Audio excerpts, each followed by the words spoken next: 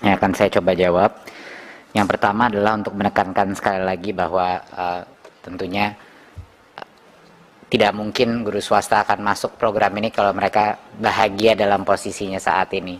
Mereka artinya kalau tidak menerima uang di bawah UMR atau mungkin dia tidak senang, selalu ada motivasi kenapa guru swasta. Dan terus terang patut juga disebut suara dari guru swasta juga yang cukup penting, yang belum, saya rasa belum diutarakan di sini mengenai hak mereka, bukan cuma hak yayasannya sama hak guru negeri honorer, tapi hak dan kebebasan mereka juga untuk mencari kesempatan yang lebih baik juga harus kita hargai. Walaupun posisi kami jelas untuk pertama memprioritaskan guru negeri di sekolah induknya. Anggaran DAU, kalau ibu bapak melihat tren penyusutan guru PNS tiap tahun, itu penyusutannya sangat besar. Kita mulai dari 1,3 juta di tahun 2019, ekspektasinya ya kalau tanpa tambahan itu penyusutannya sampai dengan 976.000 di tahun 2024, turun terus. Jadi yang nggak pernah dikalkulasi adalah itu bukan cuma naik terus, setiap tahun ada net outflow, keluar pensiun, sakit, hal-hal lain gitu, meninggal, pensiun. Jadi itu adalah kalkulasi yang dilakukan kita gitu. Dan anggaran itu tentunya di masing-masing DAU memfaktorkan juga persentase, tentunya menurut opini saya memfaktorkan persentase berapa yang akan lulus apa tidak gitu, berdasarkan data perkiraan. Apapun situasinya, DAU naik apa turun, uang itu sudah dikunci hanya untuk P3K. Jadi mau tidak mau kita harus, untuk bisa melepaskan atau membuka anggaran itu, kita harus menyediakan formasi terbesar mungkin. Sekarang semua daerah sudah tahu kira-kira berapa persen yang akan lolos tes kita.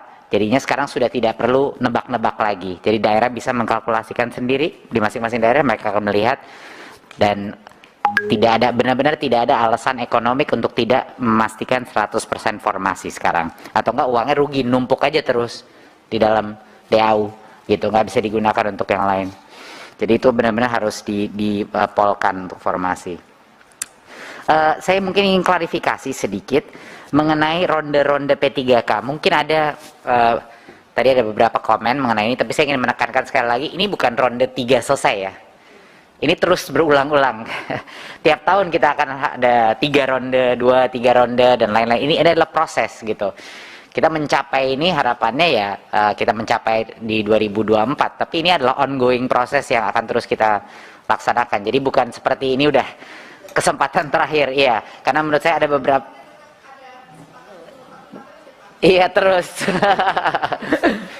tiap ronde kita bisa begini. Jadi nggak apa-apa, memang keseruan kita mengoptimalisasi proses ini. Yang penting kan terus maju kan Bapak Ibu. Yang penting maju kita. Iya, iya. Jadinya tahun depan pasti akan ada kita kasih ronde-ronde lagi gitu. Jadi bukannya ini ronde ketiga selesai, tahun ini harapannya 3 ronde dan selanjutnya. Jadi takut ada mispersepsi di masyarakat kayak ronde ketiga tuh kayak yang terakhir. Bukan, sama sekali tidak. Akan selalu ada kesempatan. Tadi ada pertanyaan, maaf ya, KIPK tadi mengenai kenapa ada perbedaan di tahun ini. Ya memang target kita, harapannya untuk menambahkan target kita dari yang 633.000, harapannya kita bisa naik mungkin sampai 767.000 ya. Memang tidak seperti yang sama mahasiswa baru ya, KIPK kuliah, nggak bisa memang karena anggarannya nggak cukup. Ini kita untung-untung nih dapat kalau bisa ditambahkan, tapi tentunya itu akan selalu kita prioritaskan. Lalu di daerah T tadi pertanyaan mengenai banyak yang nggak laku. Banyak sebenarnya daerah khusus yang sudah mendapat tunjangan khusus. Lumayan itu udah dua kali lipat ya kalau nggak salah ya Mas Iwan. Ya tunjangan. Jadi tapi tetap aja bukan cuma uang ini masalahnya. Seluruh disrupsi dari hidupnya, kualitas hidup itu buat orang-orang kita tuh sangat penting, bukan hanya uang. Mau ditawarin berapapun untuk dia tinggal di situ, banyak yang masih aja nggak mau. Jadi ini adalah hal yang harus kita lulus PPG itu kalau bisa dia melakukan 1-2 tahun di daerah-daerah seperti ini sebagai awal dari karir dia, sama kayak dokter ada penugasan. Itu mungkin salah satu ide yang sedang kita pikirkan. Insya Allah bisa terjadi, tapi belum bisa saya jamin. Mengenai siap tidak siap untuk kurikulum, ini saya harus sedikit memperjelaskan ya, mengklarifikasi. Jadinya kalau kita bikin satu kurikulum aja semua orang dipaksa, nanti terjadi yang di 2013. Kita pun nggak dapat masukan, kurikulum itu ada yang aspek baik apa tidaknya, nggak ada yang jelas, semua merasa terancam, semua merasa tertekan, dan dari tahun itulah keluar itu kata ganti menteri, ganti kurikulum. Kita nggak mau itu terjadi lagi. Jadi ini bukan masalah pemerataan dalam keadilan, yang siap itu bukan kita yang menentukan. Yang siap adalah kepala sekolah dan guru-gurunya. Kalau saya merasa kepengen berubah, silakan. Karena alasannya tidak ada gunanya kurikulum prototipe untuk orang yang tidak, kelompok guru dan kepala sekolah yang tidak mau melakukan perubahan, nggak ada gunanya. Mau dipaksa sebaik apapun, tidak ada gunanya. Ini membutuhkan keinginan dari orang di dalam sekolah itu, orang-orang dewasa untuk melakukan perubahan.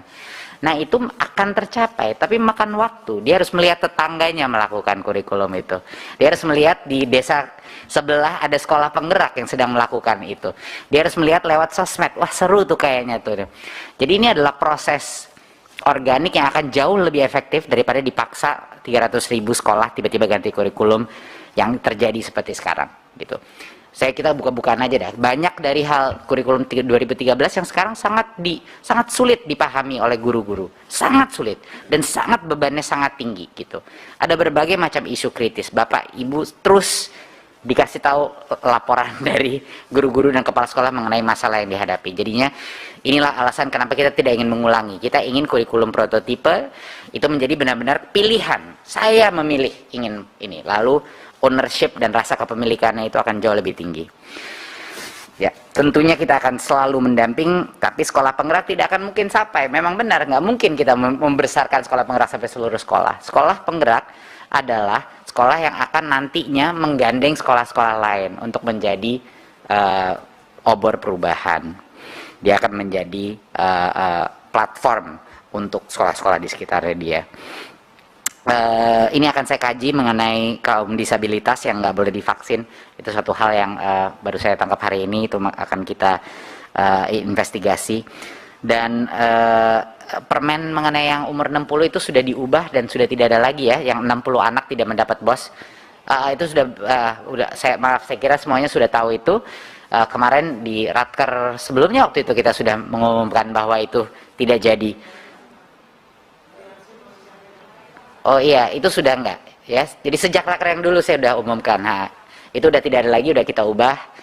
Enggak akan kita exclude yang di bawah 60 anak untuk nggak dapat BOS.